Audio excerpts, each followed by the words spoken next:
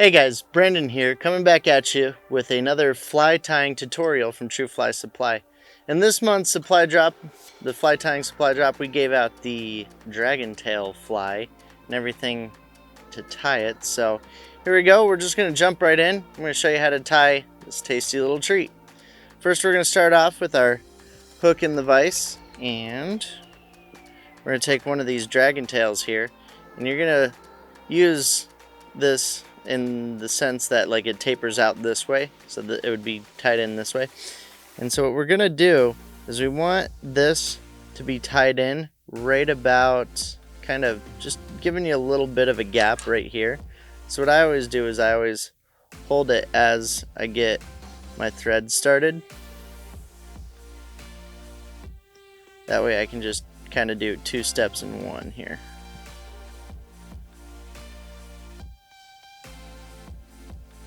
Bingo. Just like that. Let me just go ahead and really secure this down.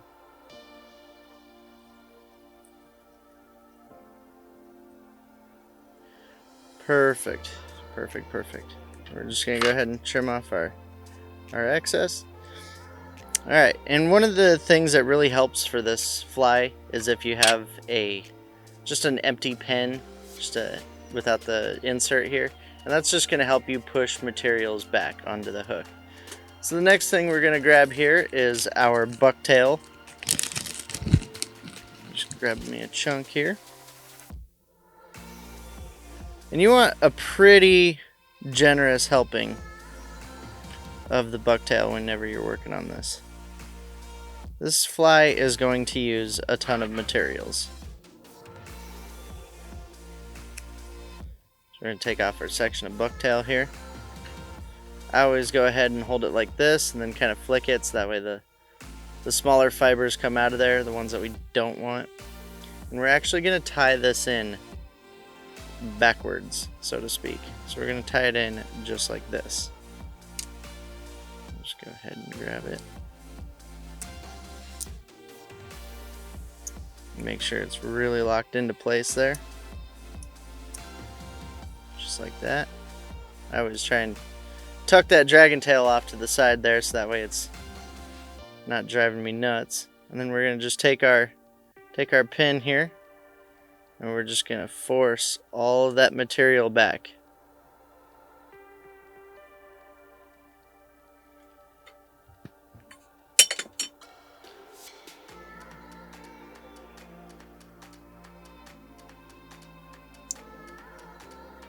Just going to go ahead and lock in our... Oh, my thread popped out there. A little bit of a issue there. Let me just go ahead and back that up. But yeah, that's what we're looking for, is just really locking in that bucktail right there. So then bring your thread forward to just before where you tied that in. And then we're going to take our hollow blend.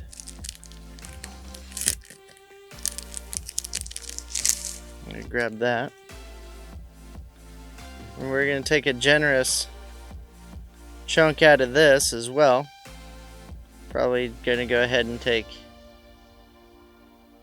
I don't know, if I had to guess, probably about that much. That much would be just about right. So let's go ahead and trim that off. And we're kind of just doing the same thing here. We're going to go ahead and tie it in the middle. There we go. I let some thread out so I could kind of jump over some of the material here. And all we're doing is pushing that back. So that way it sits right over the fly, just like so. Go ahead and lock that in as well. And now basically we just repeat the steps until the fly is done. So now we're going to switch back to our bucktail here. Again, grabbing a pretty generous chunk so that way we can push it back and really build up the body of the fly. Flicking off all the excess.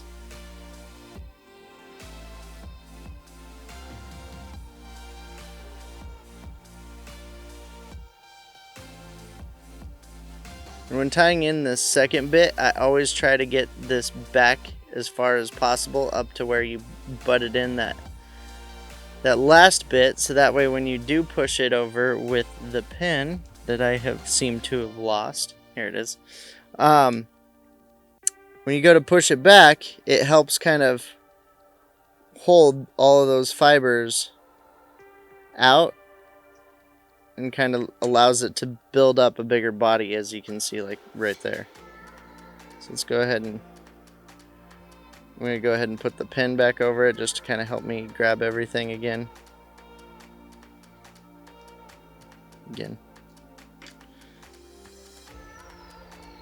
And then go ahead and lock it in. One of the biggest problems that I have with this fly is that I like to crowd the hook. So be cognitive of that while you're tying this fly, so that way you don't run into that same problem. Now again, we're going to switch over to our hollow tinsel. We're going to grab a generous chunk out of here. I'm going to try and get more flash in this one rather than the white like we had last time. Again, I'm just grabbing about that much. Trim off the piece here.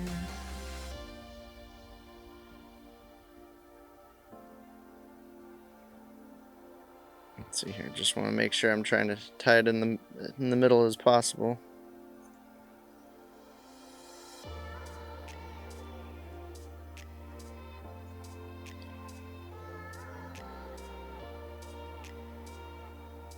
There we go. Look at that, now we're cooking with gas. And then we're going to do one more step of bucktail, just because I really don't want to crowd this eye, and so I want to show you kind of how to get this guy all wrapped up here. I want to make sure I get a good chunk of bucktail. Probably that bit right there. Get that all trimmed up and ready to go.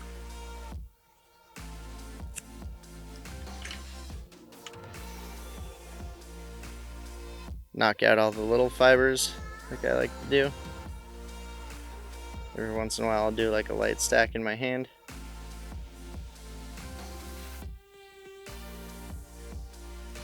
Now this fly is good for like striped bass or really any saltwater patterns. I've heard them fished for tarpon before. I'm just sitting here moving that out. I could also see this being a great pike fly or really any other freshwater predatorial kind of fish. It is kind of big for the freshwater aspect. I know they make smaller dragon tails. So again, we're going to get everything pushed back here. I just want to make sure everything's nice and neat. It's just who I am. Just like that.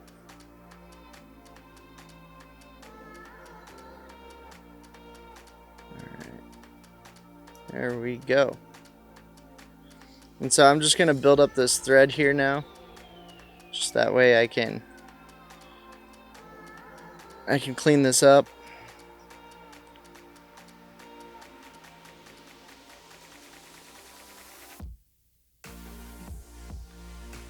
This is gonna take me a second here, because that bucktail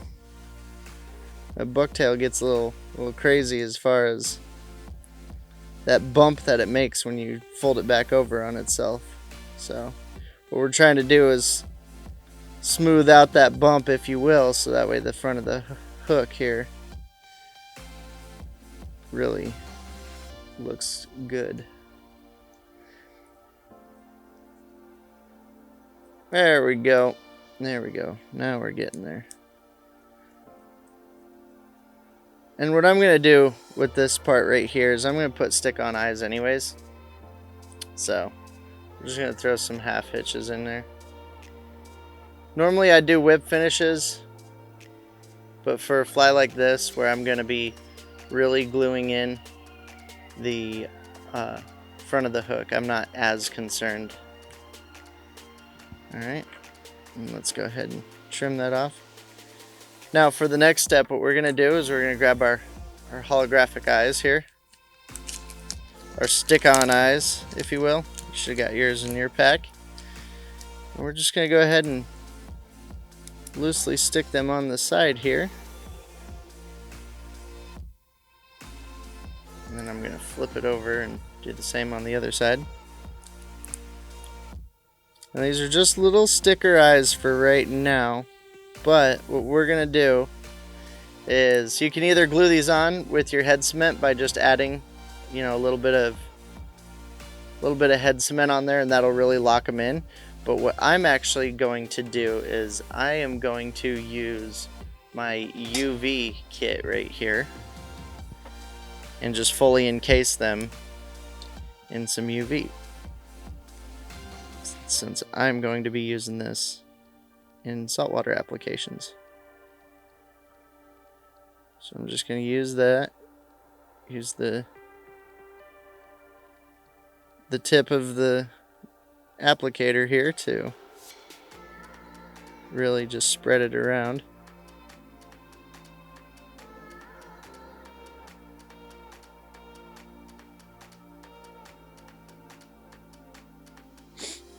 I know this part's really exciting, guys. I know. So I'm just gonna scoot this around, make sure we get a nice even coat over everything.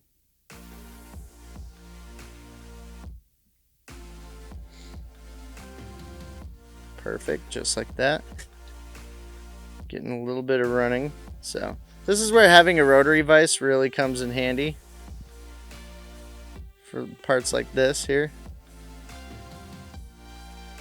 I just want to clean this up just a second here, guys. Just really want to make sure everything's encased the way that I want, because you really don't want these eyes coming off. That's what makes the fly that fly, you know? Alright.